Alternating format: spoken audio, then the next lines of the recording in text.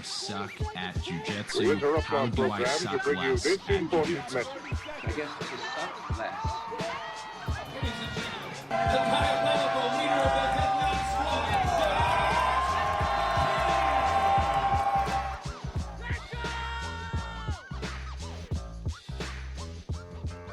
Hey everybody, this is Josh McKinney, and I just want to welcome you to the newest episode of the I Suck at Jiu-Jitsu show. So today we're going to do hot takes. It's been a long time since we've done hot takes, and it's actually been a long time since I've recorded a solo episode. If you've heard one, it's kind of was pre-recorded, but we're back in studio.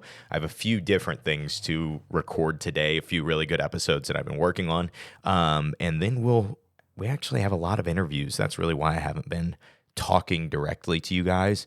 I'm sure we'll discuss some of the interviews that we did this last run, because some of them were a little bit controversial. But that's not what we're here to talk about right now. Right now, we're going to go with our first hot take. This is actually a question, but it is a great question. And I wish I could have heard the backstory on this and kind of how it worked out. But somebody said, guy who bullied me in high school came to my open mat. What would you do? And I mean, what should you do? Is you should be respectful and treat them like a human being, because we're all humans and that's what kindness is. What would I do? Well, I mean, it depends on how bad he bullied you, right? If the reason you started jiu-jitsu was because the axe that you had been grinding with this person who bullied you, and then they walk through the door. Listen, I don't talk about religion much on the podcast, but that feels like a God moment. Thank you, Lord. You know, I mean, I have a lot of good references in the Bible where people were going to battle. I don't know. Sometimes you gotta, okay, if the dude walks in the door and says, hey, I remember what I used to do to you in high school. I was a jerk. I'm so sorry. You're like, okay, that's not, it's probably wrong for you to beat that person up. But it's like, if he really was knowingly mean to you and he did it for a long period of time and then he didn't even apologize, I think it's only morally right to tap him with pressure and wrist locks. Wrist locks if he's tough, pressure if he's weak. And either way, you should go for the pressure. But yeah, that's kind of what I would do. This is terrible. One time, a guy came into the gym and said, and again, I'm acknowledging that this is a bad thing. You shouldn't do this. Came into the gym and something along the lines of ask how my girlfriend was, because he used to be her neighbor a long time ago. It's like, oh, I used to be neighbors with your girlfriend. How's, and this is my now wife. He's like, how's Emily doing? And I was like, what are you talking about, dog? She's just fine. Don't ask me how my girlfriend's doing. And so what's funny about it is, of course, I beat him down. I was very nice. I wasn't a total jerk. I wasn't cross-facing him. I beat him down 10% more than I would beat any new person down. But I told my wife about it later, or my girlfriend about it later, and she said, that's ridiculous. You shouldn't have done that. That's wrong. And I was like, oh my gosh, maybe I'm the jerk. And then I went to dinner that night with my family. And I told my family about it. And my dad and my brother were like, nice. Good job, Josh. My brother, when I told the story, before I told any context, I just start telling the story. My brother says something along the lines of, I'm like, yeah, he said, I used to live next door to Emily. How is she doing? And my brother jumped in and he goes, what does he mean, how is she doing? It's none of his business how she's doing. She's doing just fine. And I was like, heck yeah, we're on the same page. We all have the same trauma for some reason or something. I don't know. Honestly, this is so far off topic, but that really, I remember the protectiveness, the overprotectiveness of women in my life from birth. I remember being 6 years old, 5 years old, in my aunt's wedding. I was the ring bearer, and my mom, of course, it's my aunt. My mom is in the wedding also, and she had to walk down the aisle with this guy, and he felt a little too excited about it. And I remember me at 5 or 6, my brother at 10 or 11, like, how are we going to get this guy? Like, I don't like that this dude's all smiley that he gets to walk down the aisle with our mom. And yeah, definitely some weird thing. I'm telling you, I think that's a nature thing. I think that was born in us for some reason. But we'll move on. Not including other combat sports, what are the best backgrounds for BJJ? Man, there's a hot take that didn't get in here, but I need to mention it right now. And I won't say who said it, but I should throw him under the bus. I'll actually mention him somewhere in the podcast, and so you can just guess one of the people that I mentioned was the one who suggested this. But it was a hot take that said Jiu-Jitsu is a better base for wrestling than vice versa, than wrestling being a better base for Jiu-Jitsu. I buy it.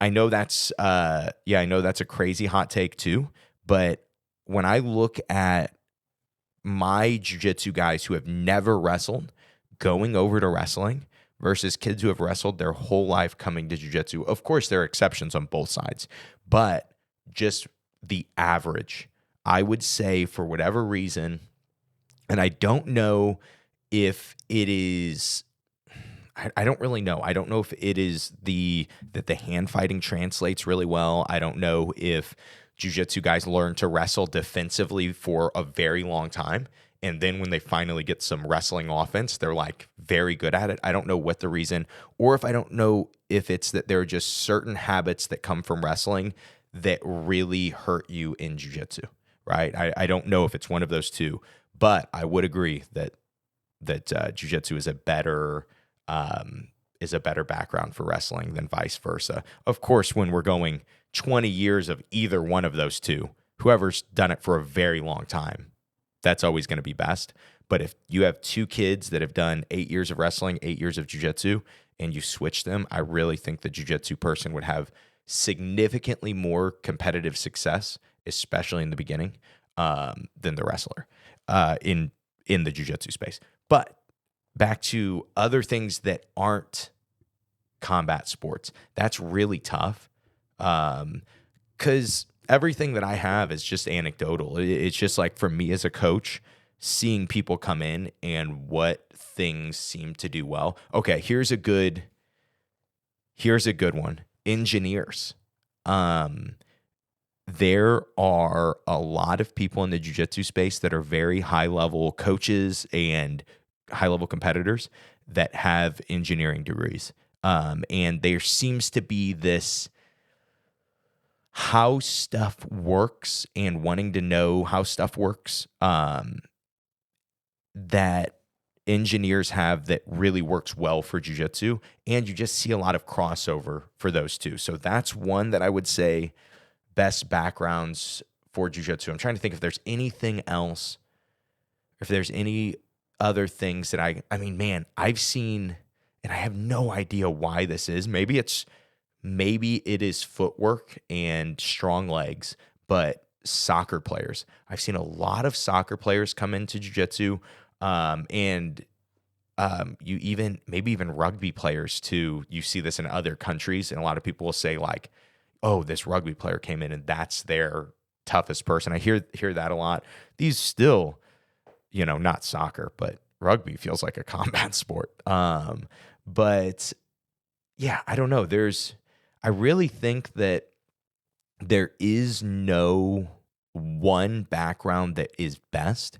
I think that there are a few different ways to learn jiu-jitsu, and certain backgrounds gravitate towards certain ways of learning jiu-jitsu. It's a theory I have. It's called the 3 lenses. I wrote it in a free ebook. If you go to simplifyingjiujitsu.com/3, you could download that ebook for free and look way more into the thought. I've done a few episodes, but nothing really in depth on why I think the three lenses is so relevant. But the big thing is people learn jiu-jitsu differently. It's so obvious that people learn jiu-jitsu differently, and it's better for certain people to train in certain ways.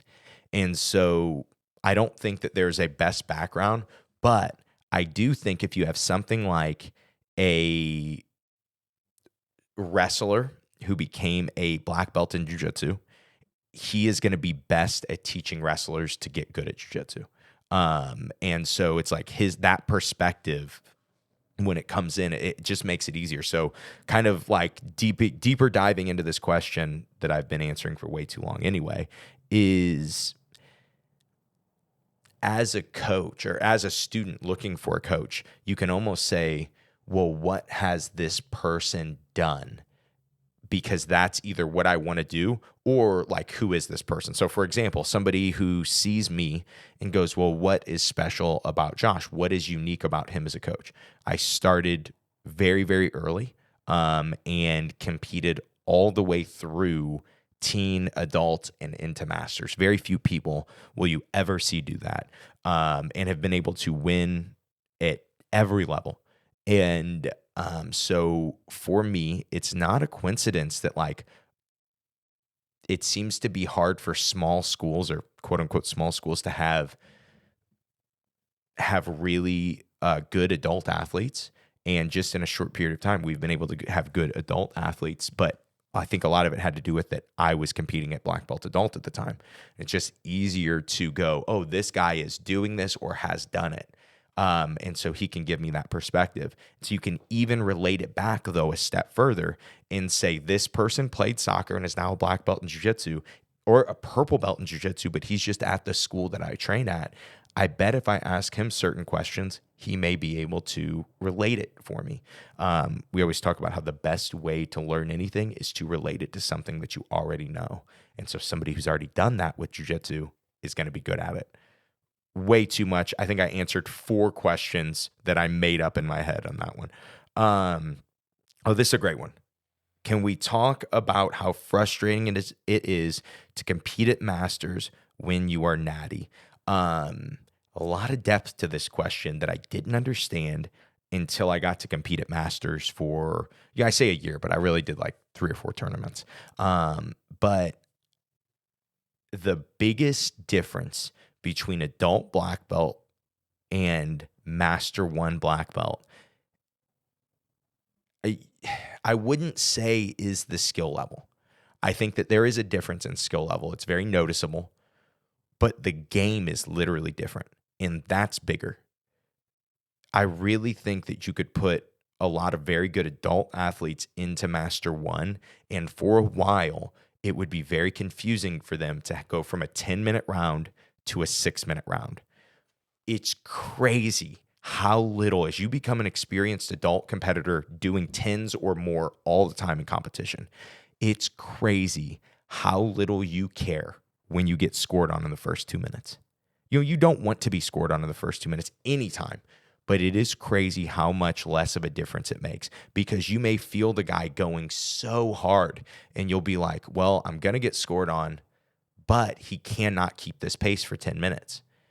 People can keep that pace for 6, and they can just kind of go and hulk out for 6. And so when you are looking at drug use, I dare argue that a 6-minute round is better for steroid users than a 10.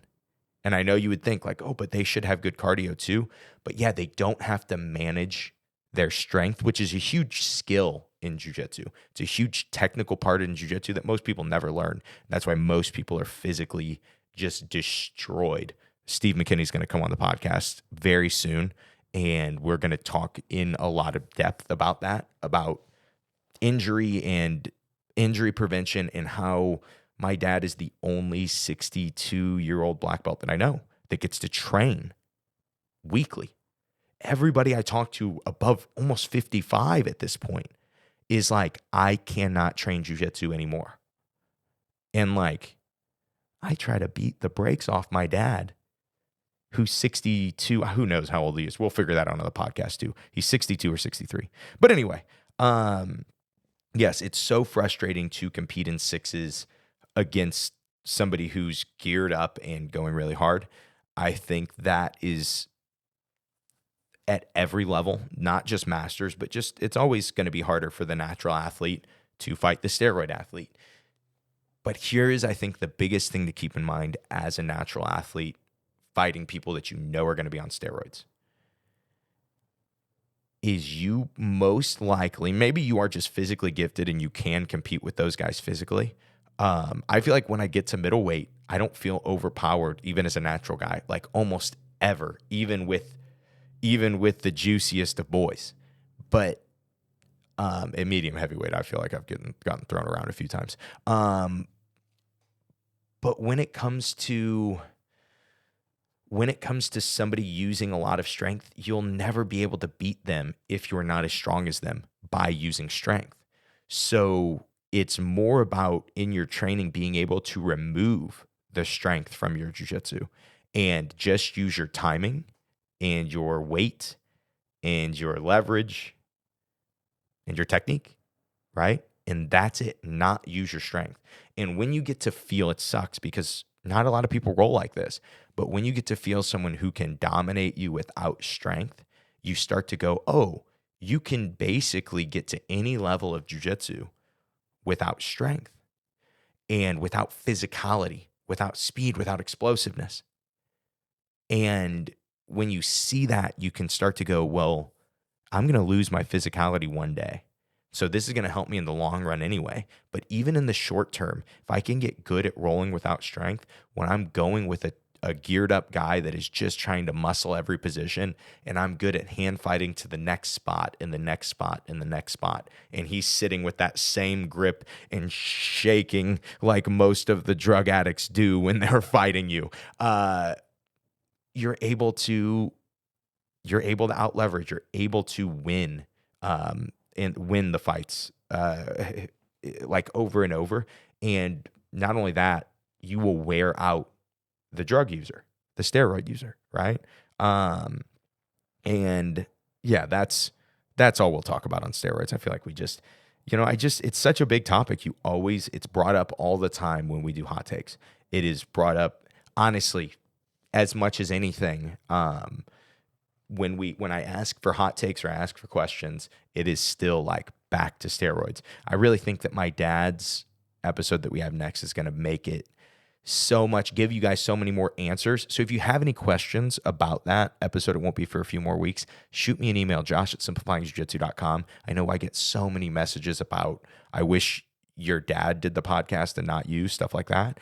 And I think that's really good. I think that's, makes it exciting to bring him back, but I want to know what you guys want to know from him. Now, next, this is a hot take, but it's absolutely true. The movie Kangaroo Jack had the most misleading trailers of all time. I think I kept this in because I feel like a lot of people won't even get this reference, besides like me, this guy, and Craig Jones. But the movie Kangaroo Jack was presented when you went to the movies and there was a commercial for it. It was presented as this kind of like buddy movie, where they travel the country with their talking kangaroo. And there's really not a lot of context besides that. It just seemed like they're like doing Australia stuff in the outback. I don't know what Australian people do, but whatever you guys do, they're doing it, right? And that's what we were presented. But then you go to watch the movie, and the movie is about a payoff that they have to bring cash to Australia and pay somebody off. They don't realize they're paying the person off. Spoiler alert. If you haven't seen the movie, cut it right here. But they have to deliver this money to an assassin, and the assassin is actually getting paid to kill them. There's a point in the movie where one of them gets knocked out and hallucinates that this kangaroo that stole all their money, that it could talk. And so all of that was from this like 5 to 10 second little clip from the movie, and they built this whole trailer off of it. It was very misleading. It was as if you were watching one of the reels on the I Suck at Jiu-Jitsu show Instagram. It was like, this isn't even what Josh was talking about. This is just to offend people. But yeah, you know how it is. Sometimes the trailers, that's how you get people to listen. Kangaroo Jack's a great movie. Just not the movie we expected it to be. What is life like for you as a gym owner? I don't know. That's a really broad question. Yesterday, I got a massage. I went on a hike with my wife and my son and my dog. And I grilled some steaks for us and we ate dinner. Today, I'm going to work 8 a.m. to 8 p.m. And so that is, and then tomorrow I have a long day too, but it's also like the amount of freedom that you get to say, well, I want to, one, life of a gym owner is having to do things a lot that maybe you don't care about doing, maybe you don't think about doing, maybe aren't part of what you enjoy about being a jiu-jitsu coach, but they're really, really important. And figuring out the best way to do those things and the best timing to do those things, and you get better and better at it. But you get to a point, ideally, where you really start to, I see like my coach is doing a really great job of this, but you start to like really get your gym, your school down to be exactly what you care about it being. And then you fit exactly where you care about fitting in. And so, but for most people, I got to talk to a lot of people. I went to Chicago over the weekend, got to see a lot of people, talk to a ton of school owners. And that's, I think, one of the most common things you hear is they're still stuck in this area where they're having to do every single job. And especially the stuff, a lot of people hate marketing. And it's like not why they wanted to become a coach, but it really is one of the most important parts about having a big school and having students is people are going to fall off. You need new people coming in all the time. And how do you do it? And so it's this big fight of like, well, I hate marketing. I love teaching people. Well, in order to teach people, you have to get better at marketing or figure out a way to hire out the marketing or whatever, right? But you have to solve that problem. So it's like this constant problem solving, trying to find the perfect sustainability. And then in theory, you're going to one day find it. In theory, I'm going to one day find it. And, it's going to grow. But it's just like, I don't know. It's hard to even explain what it is like being a school owner because I've been a school owner for 9 years. I opened a jiu-jitsu school when I was 21 years old. And then for the last 6 years, almost 6 years, I have had 2 schools. And so jiu-jitsu school ownership is almost all of what I know, business-wise, life-wise, making money-wise, besides the things that I've done when I'm talking to you guys, besides whatever else I do. But it's always been jiu-jitsu. So it's hard for me to relate to what is a 9 to 5 life like. And then say like, yeah, well, this is what being a jiu-jitsu school owner is like. I can see the difference in people that have time freedom in my school that come to my noon classes and people that don't. I can see that difference. I can see the difference in how their training is, how their life is, the decisions that they get to make.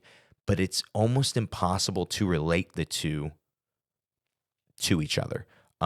It's just like your value system is so much different whether you're a school owner or whether you're just somebody that has time freedom, that has freedom to even just work remotely and get to work wherever you want, and kind of work on the time that you want. It's just different. And it's very hard to explain because you also run into this problem that like as a school owner, if something's wrong in the school, it doesn't end at 5 p.m. it's still wrong, and you need to fix it, and it's in your head, and it's in your family's head. If it's something that's big and financial, there are problems that happen in a jiu-jitsu school as simple as you own the building and you need a new roof.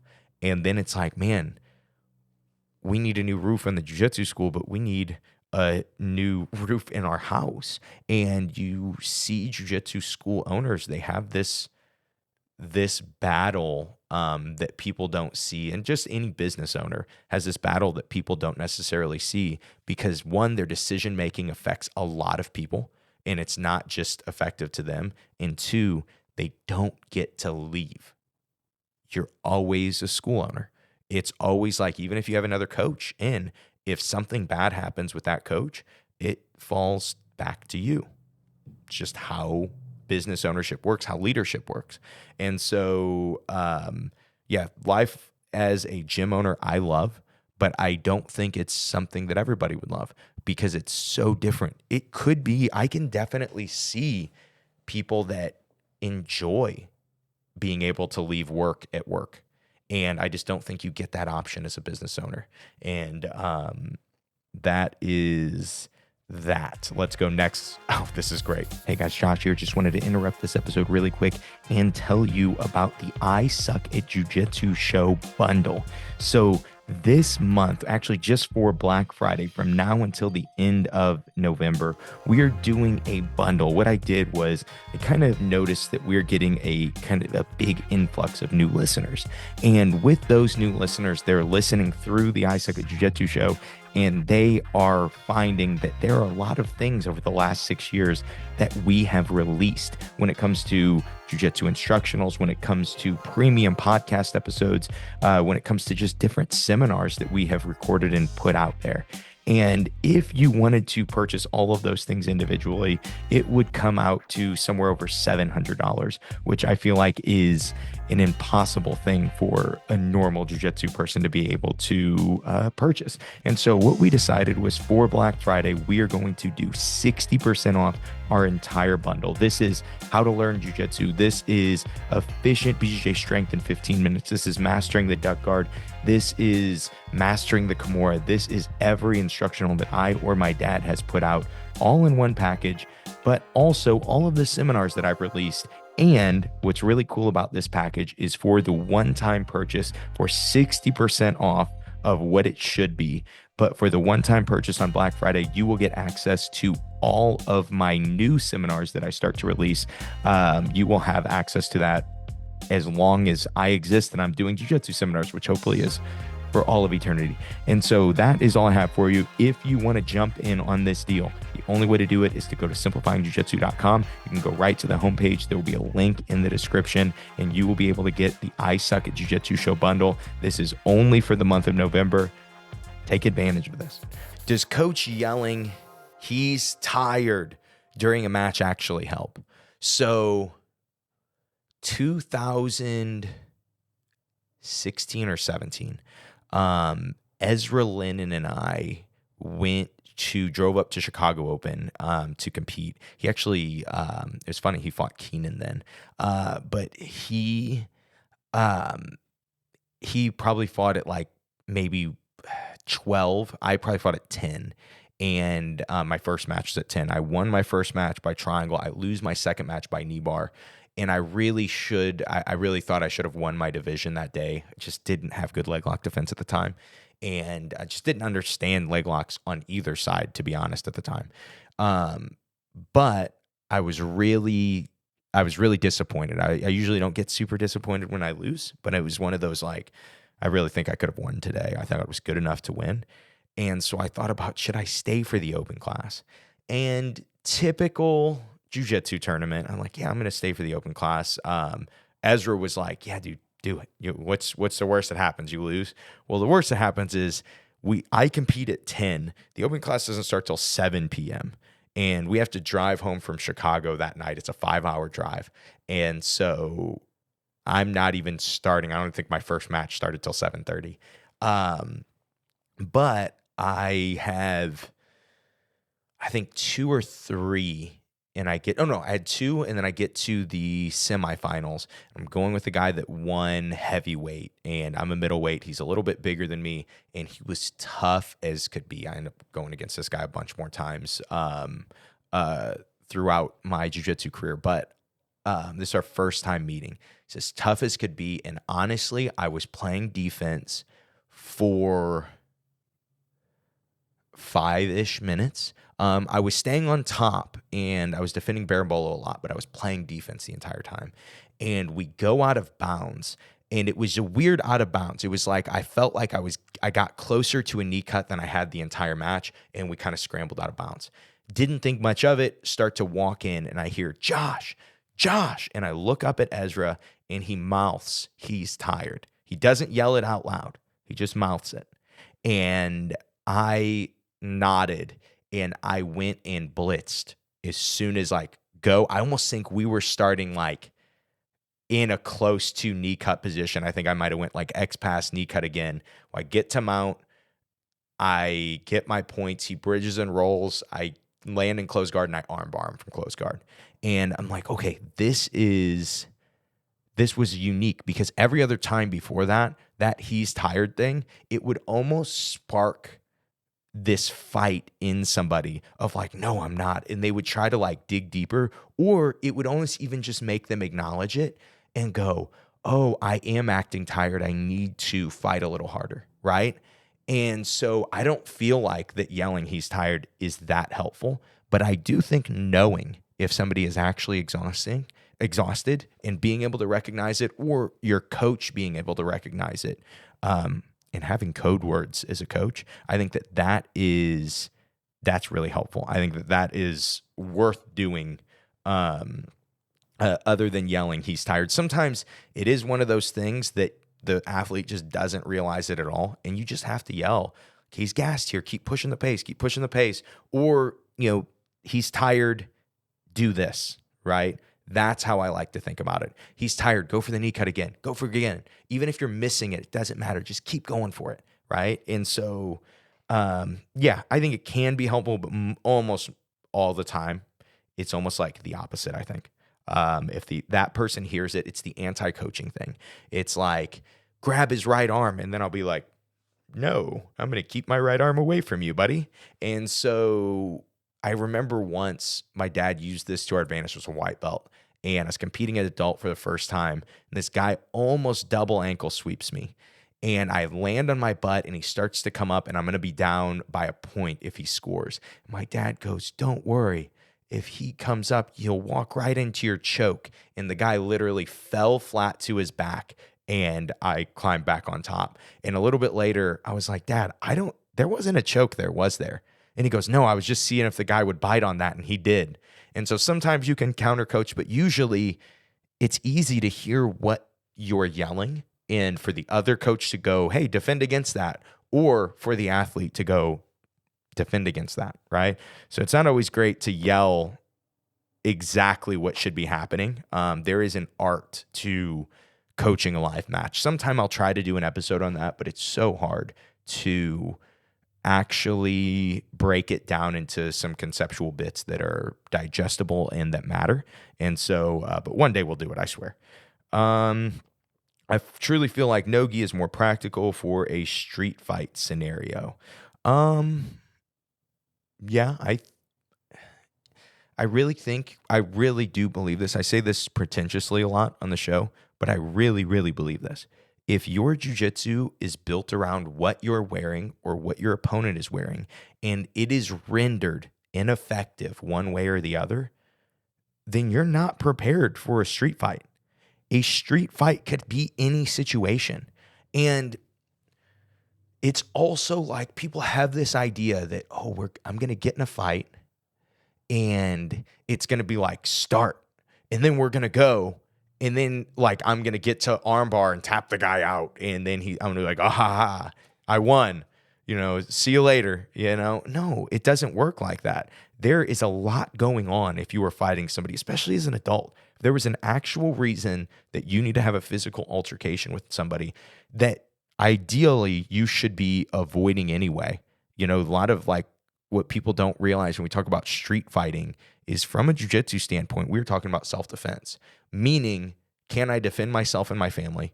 Sometimes that means being able to use jiu-jitsu to then quickly exit, right? It doesn't always mean sink in the rear naked choke. I mean, sometimes it does, but it doesn't always mean that.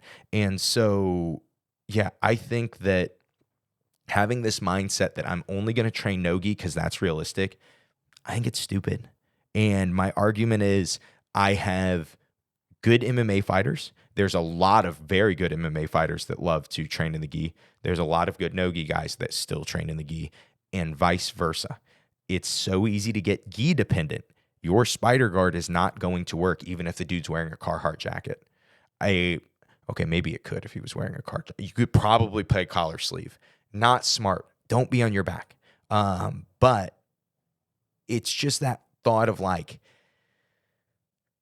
when it comes to a fight, there are so many scenarios that you could be fighting on. Remember one time hearing Nick Diaz talk about fighting two guys while he was wearing bike shoes, like cycling shoes. And he, talked about how you can't walk on cycling shoes. So like, how do you fight two people? I think he stabbed one of them or something crazy. But you hear these crazy fight stories, and the scenarios are always different. Your job should be adaptability. If you want to be great at fighting, it's like if you want to be great at jiu-jitsu, you should be able to, yes, I think you should value top more, but you should be able to go from the worst positions off your back to getting on top, to surviving and getting on top with really good people. That's showing like the layers to your jiu-jitsu, because then there's, to even be able to actually beat you, there's so many layers to go. And when you go into a real life scenario, you can use those layers to your advantage. And so, yeah, I just don't think that I'm not into the, just train this for gi or no gi. So many police officers that like to train both, and they talk about how it's different having to grab somebody when they are wearing a Carhartt jacket versus wearing versus being shirtless, right? They're two different things, and being able to control somebody both ways, how important that is. And so, next one. No-gi is easier than gi. That's why people like it better. Parts of no-gi are easier than gi, no doubt. There are way more opportunity for connection and way more ways to express connection in the gi, meaning grip somebody. But even in no-gi, it's not always a grip, right? Sometimes we connect with putting our weight in our shoulder behind somebody. Sometimes we just connect by driving into somebody, right? But there's so many more opportunities for connection in the gi, meaning there's so many more places that you can lose. There's so many more places that you're vulnerable. And so, again, I value both. I think there is, of course, if you want to just compete in one and you want to specialize, that's okay. Do jiu-jitsu for you. But for me, if the actual goal is to be as good as you can at jiu-jitsu, to me, defining that is being as versatile, being as invulnerable and versatile as you can be at jiu-jitsu. And so to say that like, no-gi is easier, like, no, there's a level of athleticism that is more attainable in no-gi. It's easier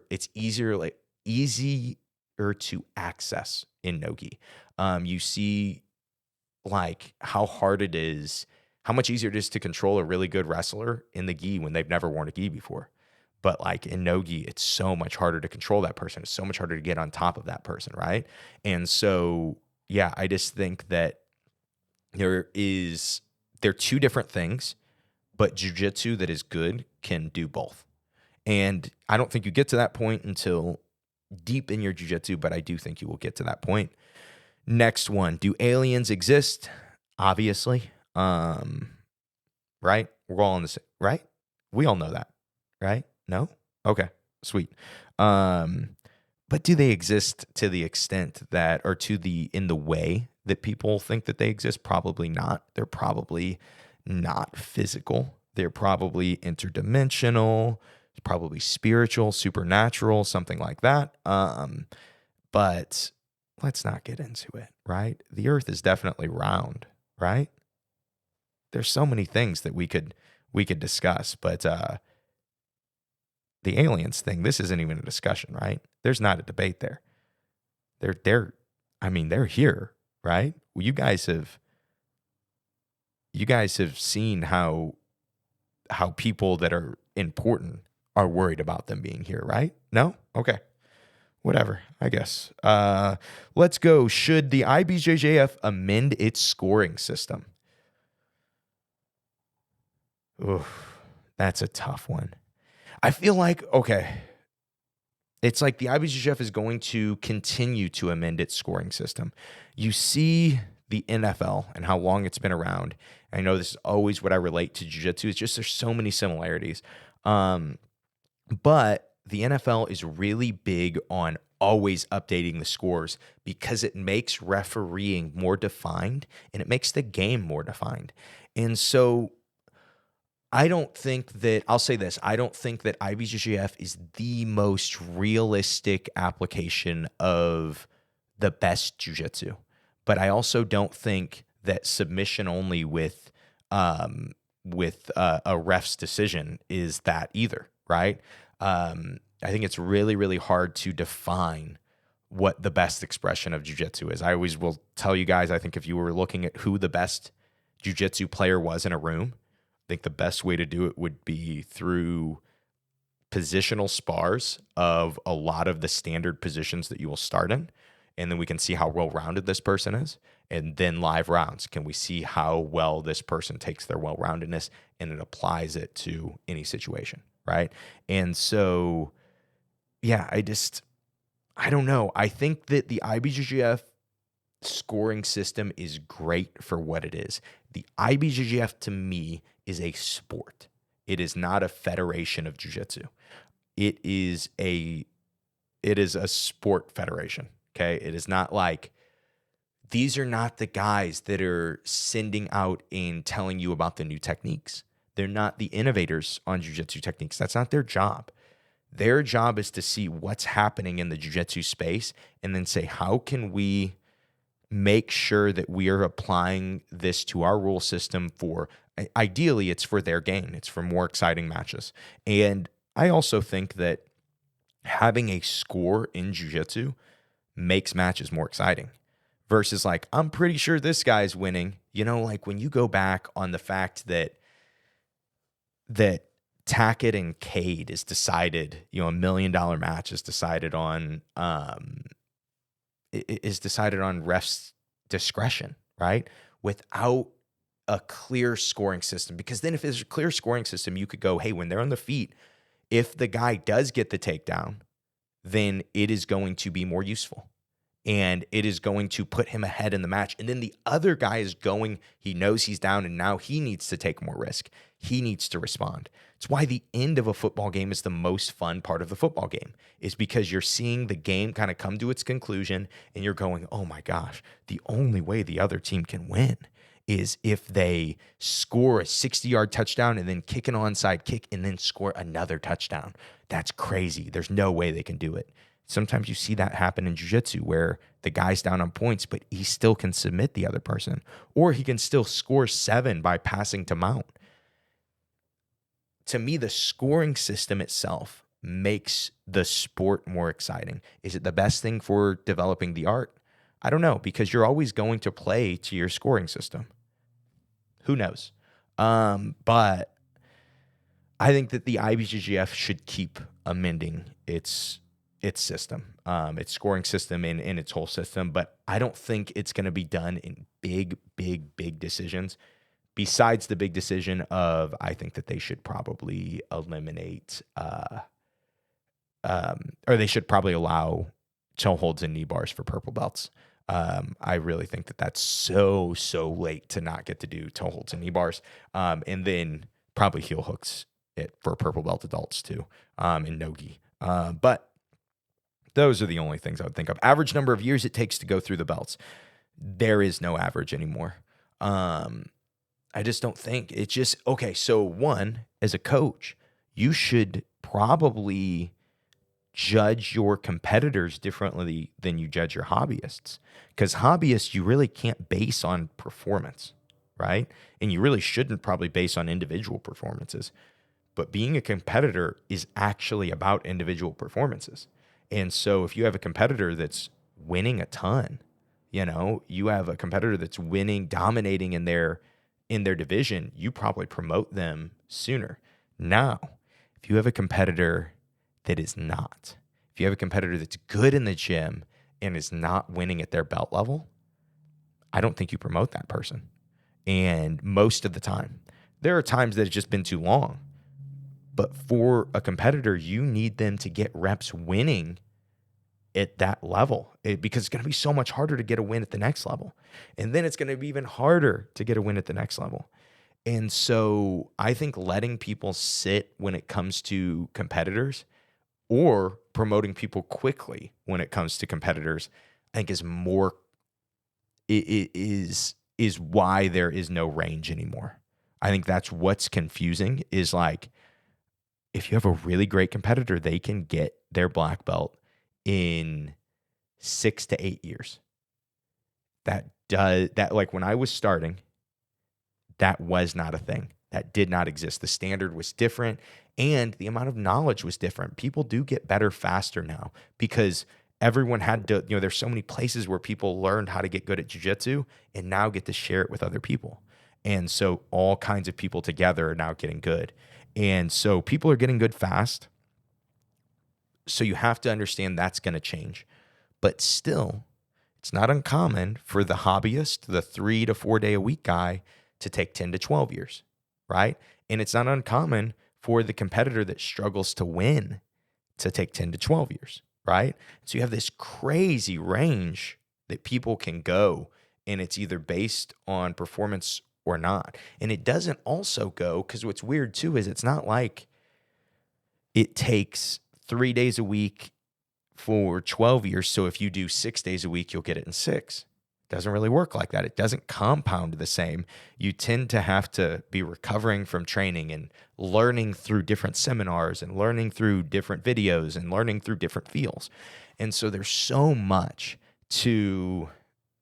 there's just so much that goes into belt promotions. And so I would say if you really made me put an average on it, I would say the current average is tight as I could get it. 7 to 12 years. I would say that would be the current average. I think for the IBJJF, you could get I don't think you have any required time at white belt.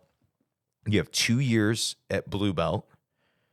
You have 1.5 years at purple belt. And these are your required times. So that's 3.5 years. And then I think you have 1 year at brown belt. So 4.5. You could theoretically get a black belt if you're a very good competitor in 5 years. Just go out and win worlds every single belt in your division, dominate it, win every match by submission, win your open class. You'll get promoted to black belt very quickly, right? And so, but you go do worlds every year, you lose first round, you do all these tournaments every year, you lose first round, local ones, you lose first round, but all you want is to be a competitor. I think your coach does a disservice to you by promoting you too quickly. Now, all that being said, at the end of the day, you're going to ideally end up at black belt. And there are, I promise, most people, 99% of the people that are getting promoted to black belt are not ready for black belt competition the day they get promoted. They're just not.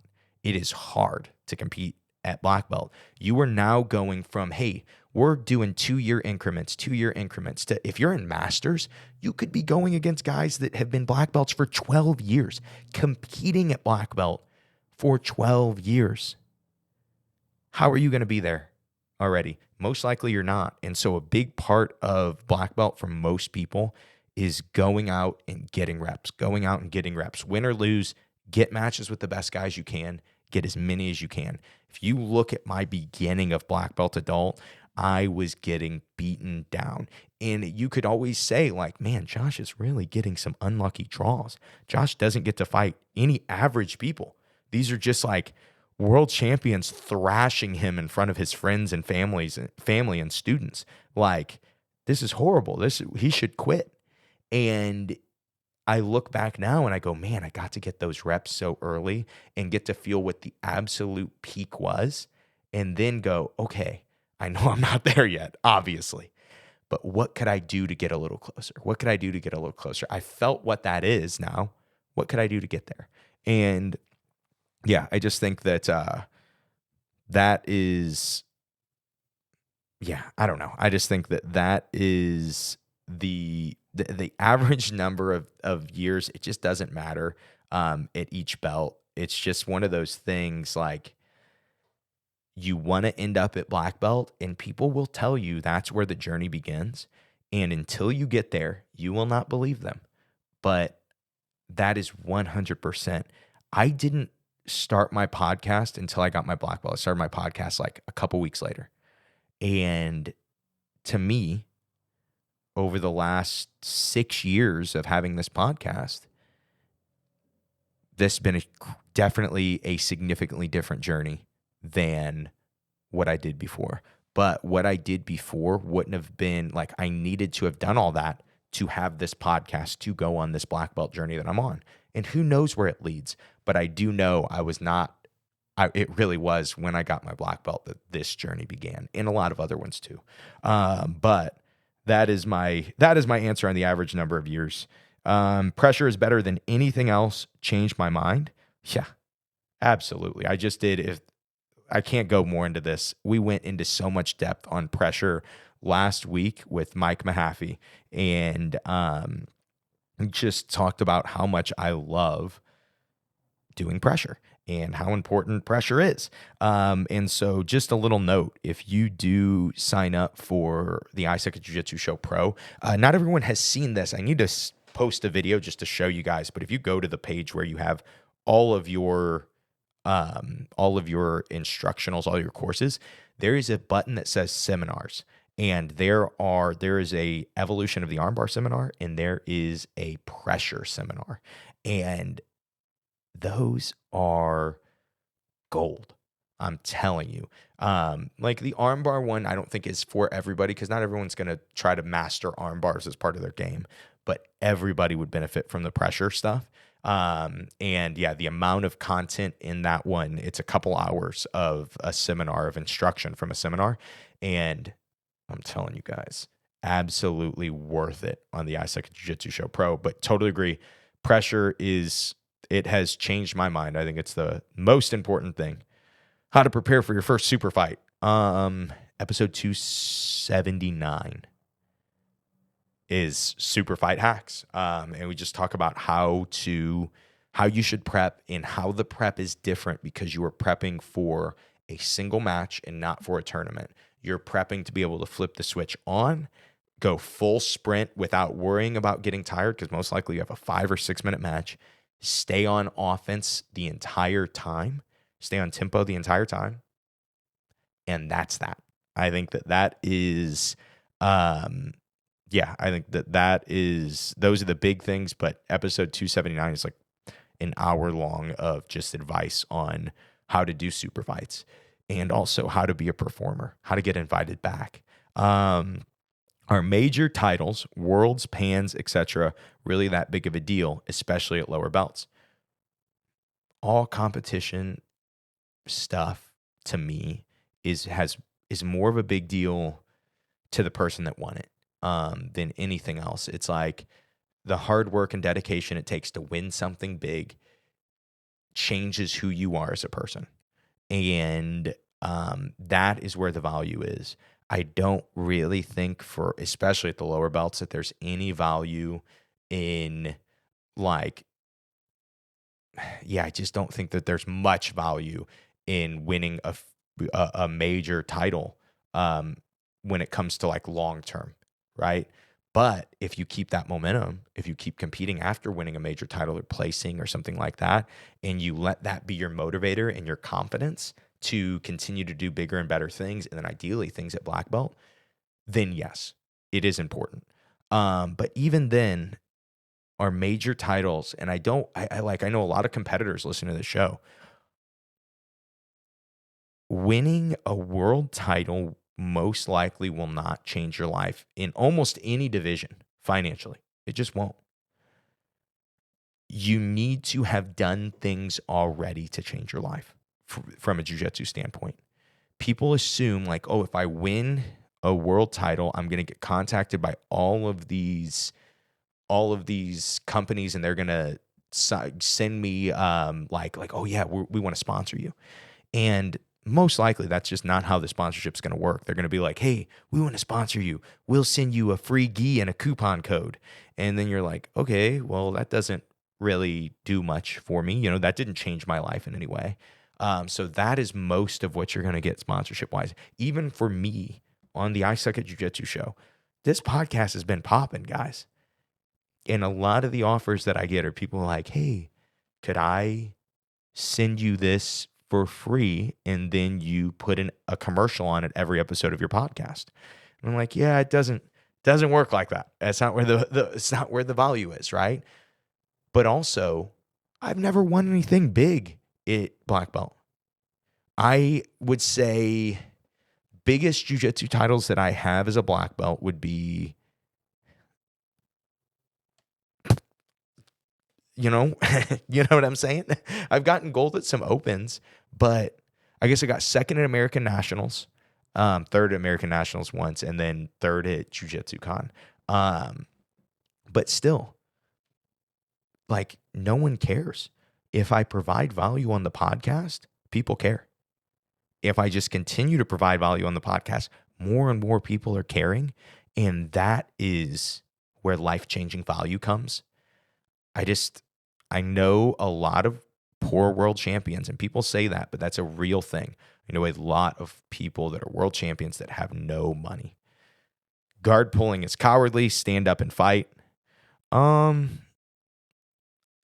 guard pulling. Only being able to guard pull.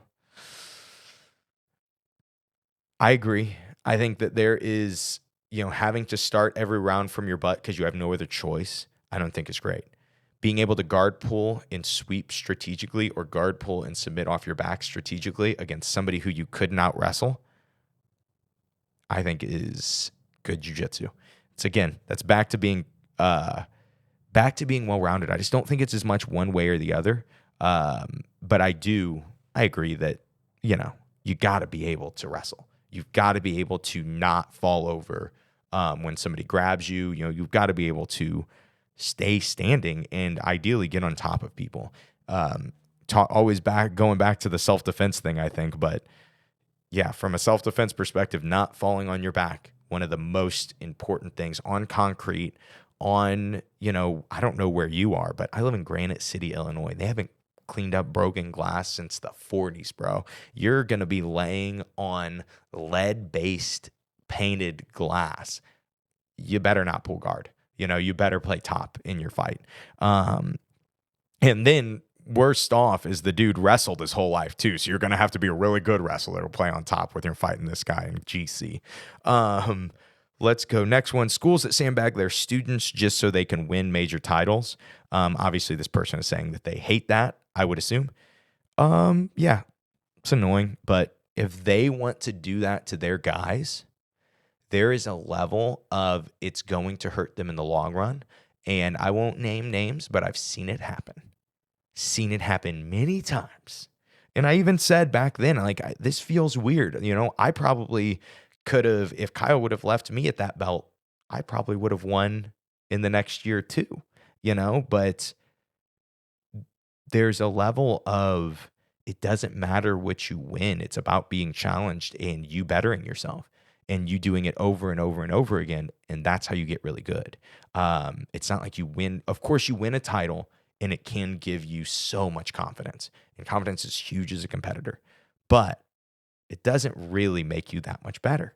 And so, yeah, I would say that I don't love it when people sandbag. There are definitely people like that, but my favorite thing is when I see a team sandbagging, and this is wrong. You shouldn't do this. I really, really, really try my absolute best to take one of my good competitors and get them at the belt that they're already at and be like, hey, we are going to strategize. We're going to beat this dude because he shouldn't be here anyway. So let's ruin let's ruin jiu-jitsu for him. Let's make him quit because he loses at a belt he shouldn't be at. And so that's always my motivation when I see it. But yeah, I agree. It's annoying. When will you compete again? I'll compete next year. I'm going to compete at, I don't want to say too early into next year, but definitely, I think I would compete Q1 of next year. And I think I'll compete more next year than I did this year. And I don't know. A little part of me thinks that I'll compete as an adult for one more year. But I mean, who knows? Maybe I won't. Maybe I won't do it. I don't want to claim it on the podcast or something. Only people, I loved this one. Only people in the game 10 years plus care about defining AJJ versus BJJ. Yeah, of course. People not in the game 10 years plus have only come up in BJJ. People that came up 10 years before came up in GJJ and BJJ.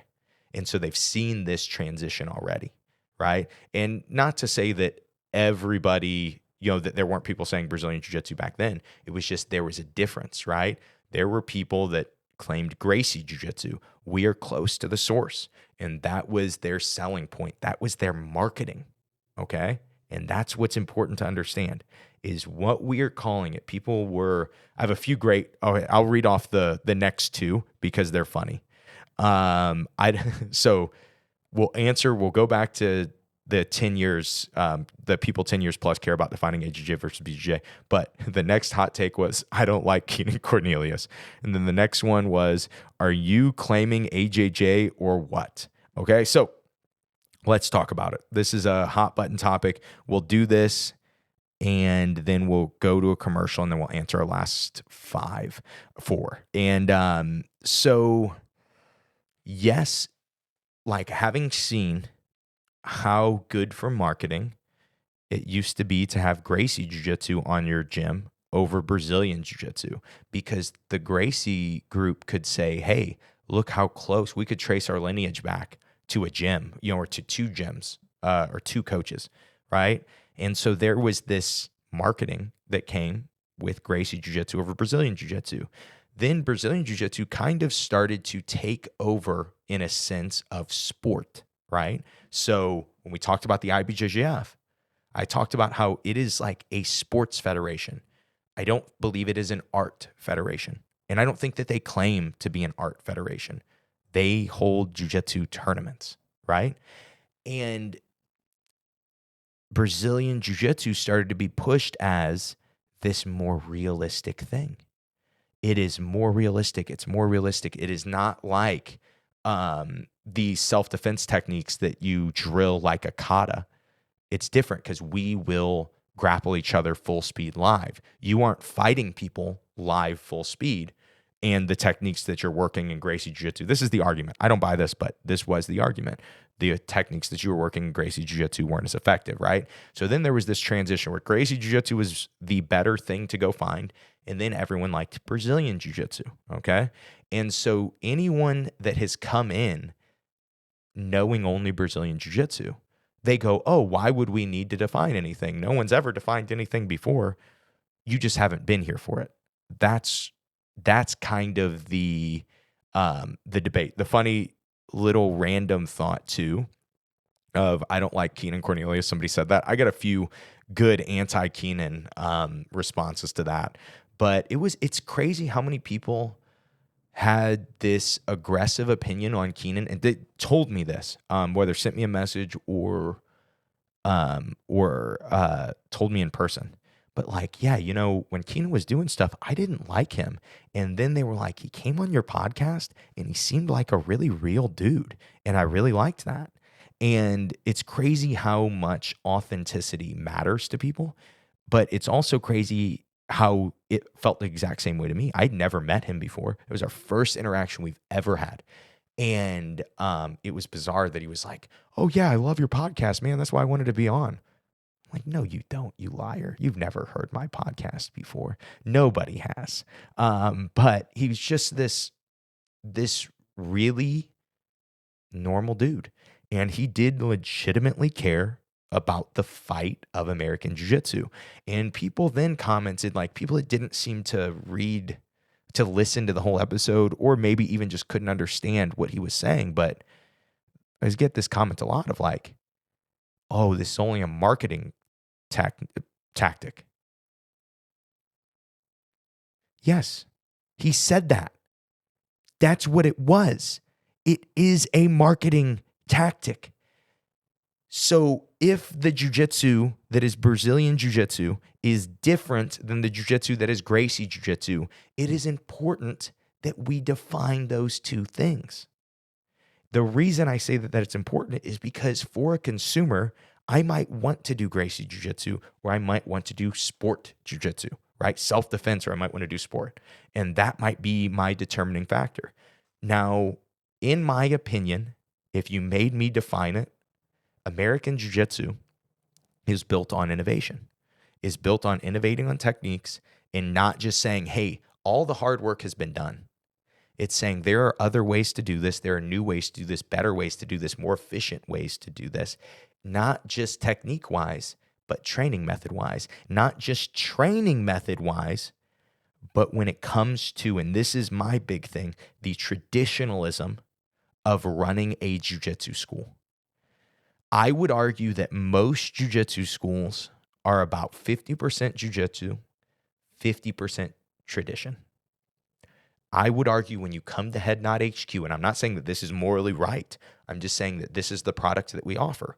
It is about 1% tradition, 99% technique, 99% getting good at jiu-jitsu. And that's how we view it. It is the term I loved in the Keenan episode. He said, it is like a country club where you do jiu-jitsu. That is what I care about.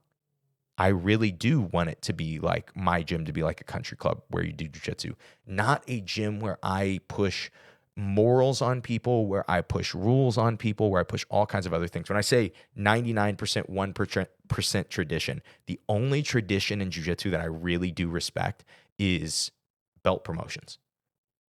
And I don't even do stripes. So I don't even really respect that tradition very well. But that is pretty much the only thing that I think keeps my gym with traditional jiu-jitsu. You don't see anybody bow. You don't see any pictures of anybody you don't know on a wall. You don't see anything like that. It is its own thing. But here is my problem as a school owner. How do I define that? How do I let somebody who's brand new know, who maybe wrestled their whole life even, and really doesn't want to deal with the traditional bow before on the mat, do your shrimps up and down the mat, do that style of jiu-jitsu? How can I define that that's not what we do? American Jiu-Jitsu could be an interesting brand for it. So who knows? Who knows what we'll do? Who knows where we'll go with it? But let's go to a quick commercial break. Hey guys, Josh here. Just wanted to interrupt really quick and tell you about an exciting offer that I have for you as an I Suck at Jiu-Jitsu show listener.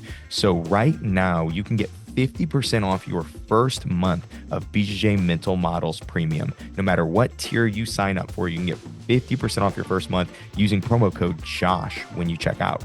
So if you don't know what BJJ Mental Models Premium is, there are 3 different tiers. Today, we're going to talk about the coaching tier, which is for me the most exciting tier because it's where I've been working for the last year plus. But what happens is you can send in a match, you can send in rolling footage, you can send in you doing jiu-jitsu, and you can request a high-level coach, including Josh McKinney, to review this footage. Not only that, when I'm reviewing footage, we're looking at what you could have done better, what you should be focused on in the future, but then not only that, some actual simple goals to get you to that next step, to get you ideally to your next review where you can get another opinion from another great coach. And that is, again, half off your first month using promo code JOSH. That is, again, BJJ Mental Models Premium, the coaching tier. Be a link in the description for that. Let's get back to the episode. And we are back. Hot take number 22. Shrimping is a fundamental skill. People love to get me going about shrimping, okay? It isn't a fundamental skill. in a sense that shrimping up and down the mats without another human being, it's not a fundamental skill. Being able to get somebody's weight off of you enough to gain distance and free your elbow knee space is absolutely a skill in jiu-jitsu. So even if you're shrimping with somebody just being on top of you and you're having to learn how to shrimp that way, then do it. Absolutely important. There are some other thoughts on doing it that you'll find that make the movement easier than just the standard put your hands on the knee and scoot your butt out. It's just not as realistic for getting somebody's weight off of you. But if you do have actual kind of defined realistic technique, yes, shrimp. I never say that shrimping is stupid. I do say shrimping is stupid. But when I say shrimping is stupid, what I mean by that is shrimping up and down the mats or anything that is you're making less realistic to jiu-jitsu, less transferable to jiu-jitsu. There's a lot of other things that I think of in this theory too. I'm not a big fan of trying to do grip training on a gi. Really don't buy into it. And the reason I don't buy into it is most gripping in jiu-jitsu is not having ridiculous grip strength. It's learning how to grip. It's learning where to grip. And I've heard judo people claim this before and be like, oh, yeah, shut up, you stupid judoka. But they're right. I remember hearing this dude, and I'm going to offend some judo people, but he would always train and, he was a coach. We would always say he had a candy cane belt. It was like red and white. I don't know the belt system. He's probably a godfather. I don't know. But I taught a seminar once, and he was talking about how you will find that most of the time you can grip between your thumb, your index, and your middle finger if you have good angles and good grips. And I was like, shut up, candy cane belt, man. You don't know what you're talking about. And sure enough, as I've gotten deeper into jiu-jitsu, as I've gotten better, I'm like, yeah, you really can hold a lot of grips because most of the time, as you're gripping better places, you're grabbing stuff that the guy can't even pull away from you. And it makes it much easier to grip. And so, back to that thought of like, there's a lot of things that I just don't think transfer the way people think transfer into jiu-jitsu. And the reason that matters, if you love shrimping, if you love doing your whatever drill, your solo drills, do them. But I don't buy that they're the most effective way to get good at jiu-jitsu if you have a certain amount of time that you get to use to get good at jiu-jitsu. A lot of us have time restrictions on how often we get to train, how much we get to train. And I just think that's why it's important to be efficient because we want to get as good as we can in that period of time. And the students that I've had that cared about that cared more about optimizing the process and less about, oh man, I just want to be really, really good. How do I get good? I just want to win this tournament. I just want to win this next tournament, but thought a little more long-term. Like, man, I need to start thinking in terms of getting better at side control because I'm getting held there. And if I could get better at escaping side control, I could probably get better at my guard because I'd be able to retain guard. People that thought about the system, thought about the long-term, they seem to get better. They think also in terms of, I only get 3 days a week. How can I actually know what I'm going to train on these 3 days?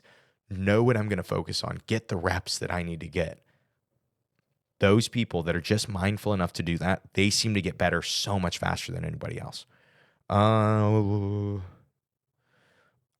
This one's interesting. The more everyone's game in the gym looks the same, the worse the quality of coaching is. So let me say this. At my school, it'd be very obvious to everybody that not everybody plays the same jiu-jitsu. That the jiu-jitsu is very broad, but there are certain, is it linchpin? Is that a word? No, I don't think that's the right word. There are certain, I don't even know, fundamental principles, I guess you could say, that are ideally done, obviously best from our best guys, but are ideally done by every single person that trains at the gym from top to bottom. The things that we just think are the most important things. And that is, in my theory, good, right? You want to give your students a base, and the best base that you can give your students is yours. It's hard to say, like, people always asking about, like, do you have a really well-defined curriculum? And I'm like, no, because every group that I seem to get that comes in is different, and having to get them better is a little bit different. And maybe we're just getting better as coaches, but each group seems to be getting better faster that way. If I use the same curriculum, I think in theory, every group would get the same amount better, right? And so that's why I don't define it. That's why I like to keep working on it. And that's back to that idea of innovation, not just on techniques, but how things are being taught. And there's this thing, like, people want jiu-jitsu to be sacred text. Like, yeah, it's defined. Find the jiu-jitsu dictionary. It don't exist, bro. We're all just winging it. And some people have really great ideas, and when they do, we all steal it. And that is how innovation works. And then ideally, we take that good idea and we make it a little better. We share it, and then other people steal that and make it better. And so that is like the innovation of jiu-jitsu techniques, even to coaching. And so if you give people a good base, though, like a really good fundamental, like, to me right now, this is right this second, what I think the best fundamental thing to start with in jiu-jitsu for people is smashed half guard. I think that top and bottom, one, it's not mount, side control. I used to think side control or mount because that's where you were going to be anyway. But you'll find that smashed half guard creates this escape from side control and mount that people are willing to do on bottom if they're like, okay, well, I can get out. And then also you will find that side control and mount are so much easier to attain for a new guy if they have that, like, that checkpoint, that save point, if you will, of getting to smashed half.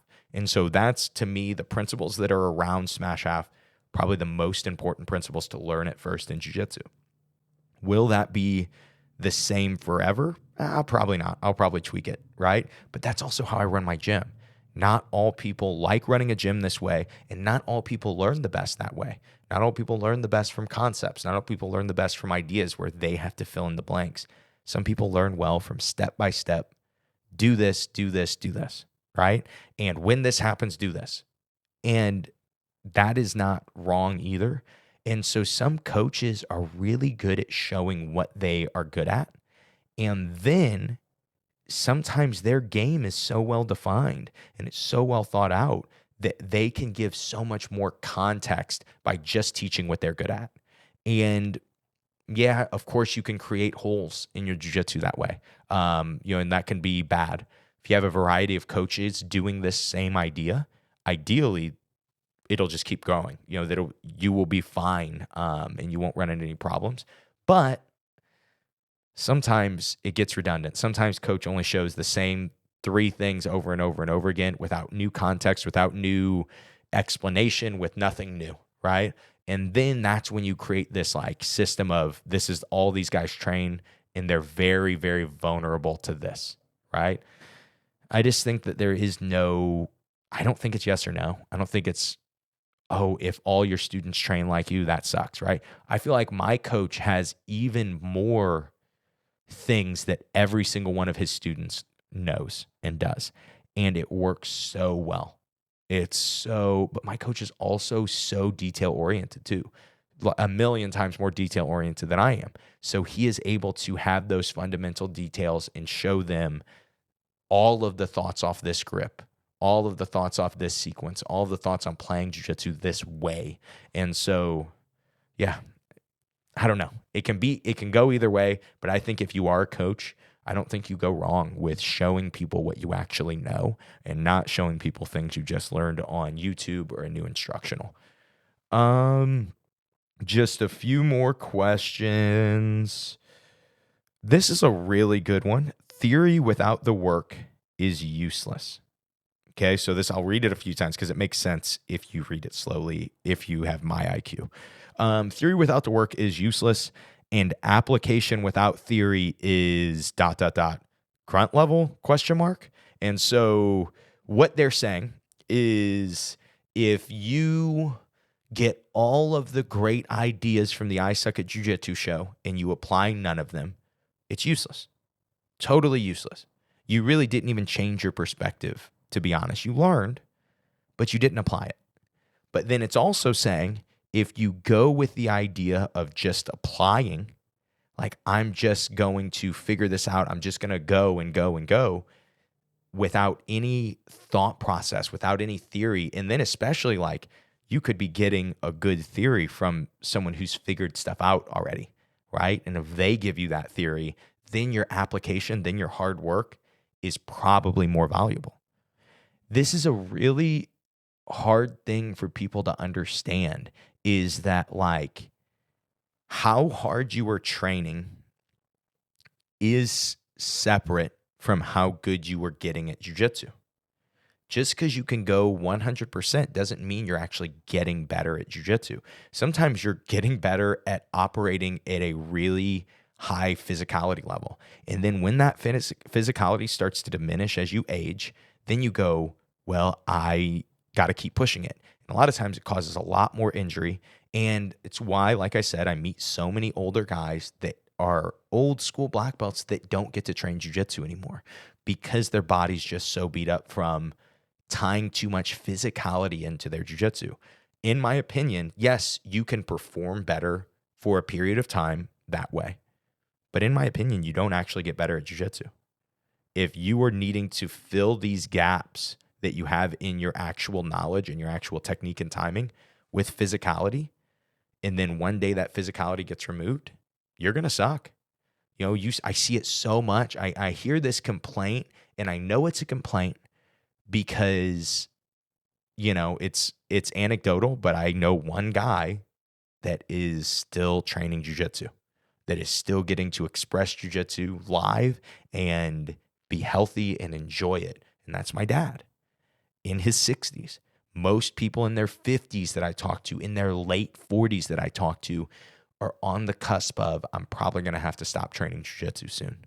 And it's like, no, you're not.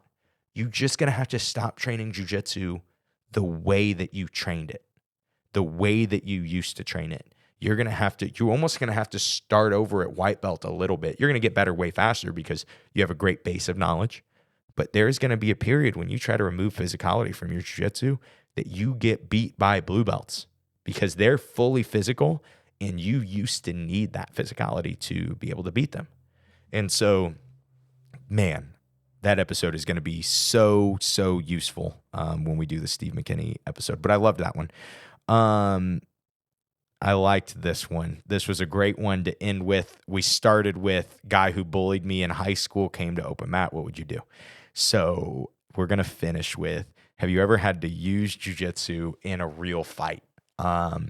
So one time when I was probably 10 years old. There's this kid who was probably 15 and he was bullying me, and it was all the time. He was just anything. He was just always bullying me, always pushing me, always trying to beat me up. And at the time, you know, when we started, I always claimed that I started training actual jiu-jitsu at 14. But I've also told you guys that we were just into the idea of jiu-jitsu. So we were ordering Gracie Basic, Gracie Academy, Gracie in Action VHS tapes. And me, my dad, and my brother, as if you were sitting down to watch a family movie, we would watch techniques and we would train jiu-jitsu, you know, the best way that we could, the best way we could express it at the time. But I was always have been such a non-confrontational person, kind of a non-controversial person. And so even though I had full clearance from my dad to be like, hey, you need to beat this kid up. That's, you know, he bullies everybody. That's what you got to do. And I was just way too timid to do it. No way. And one day there's a very big group of us and we were playing dodgeball. And of course, this kid's trying to bully me. He out of nowhere like tackles me really hard. I go down and I have an older brother that beats me down all the time. I'm pretty tough to it, not affected. But we start to get up. You know, I get up in base and I get up way before he gets up. He's on all fours getting up. What is a white belt to do? You can't be tackling a child, bullying a child for months, and then get up on all fours, chin not tucked? Chin not tucked? What are we doing here, man? And so I do what Rickson Gracie would have done at a time like that. I lock in the rear naked choke, and it's tight. It's sunk. This kid is struggling. He ain't getting out. No idea how to escape. He has the audacity, this is honest to God, to tap. No, brother. No. This was not a jiu-jitsu round. We are fighting to the death as an 11-year-old. So what's funny about this is I don't think I could have choked him unconscious. I wasn't that strong. Probably could have, maybe. I don't know. But what's funny about this is my brother and now a guy who I just promoted to blue belt last week, Tony. I'll even give him a cool shout out because I gave him some horrible shout outs on one of our YouTube videos recently. But my brother and Tony are like, oh, Josh is going to kill this kid. We got to get him off, So they're like hand fighting me, trying to get me off. I let go of the kid. He's crying like a little baby. And I am totally no remorse. I'm like, I'm not going to get in trouble at home. My dad definitely said, like, hey, if this dude's bullying you, you can fight back. And he was. What am I to do? I'm not really understanding the magnitude, I'm just like, yeah, I was just locking in this choke on this kid. And so it gets to this kid's parents, and they're mad at me, a child who their teenager was bullying, who beat up their teenager. But then it just wasn't a good fit. Right? They're like looking like, okay, maybe our kid is the jerk. So what should we do here? This is not good. Like, we need to blame somebody because we can't take responsibility, as most parents of bullies would do. And so they went to the person that was supposed to be chaperoning. And the person that was supposed to be chaperoning, he's in his 40s. He was a dad, but they were mad at him. They were like, why would you let this happen? You didn't stop this. And he said two things. He goes, well, first of all, your son started it. And second of all, I wanted to see if jiu-jitsu worked. And so even before I was training jiu-jitsu, I was out flying the flag for GJJ, bro. And that's a real fight story for you, a quote unquote real fight story for you from child Josh, who was just trying to sink in those chokes on people, man. Just trying to stop bullying. Hashtag stop bullying 2024. That we're very anti-bullying on this podcast. And so that's why I wanted to tell that story. But that's all I have for you guys today. Next week, we will be back on Thanksgiving Day with an episode about, not really, it's about mastering being able to not get injured, being able to not have to quit jiu-jitsu because of lack of physicality, because of injuries, because of aging. And it'll just be a solo, but I think you guys will really like it. And then in a few, we will have Steve McKinney on to really hammer those points and those ideas in. And that's all I have for you guys today. I hope you guys enjoyed today's episode, and I hope today's episode helps you guys suck just a little bit less at jiu-jitsu. Have a great day, guys.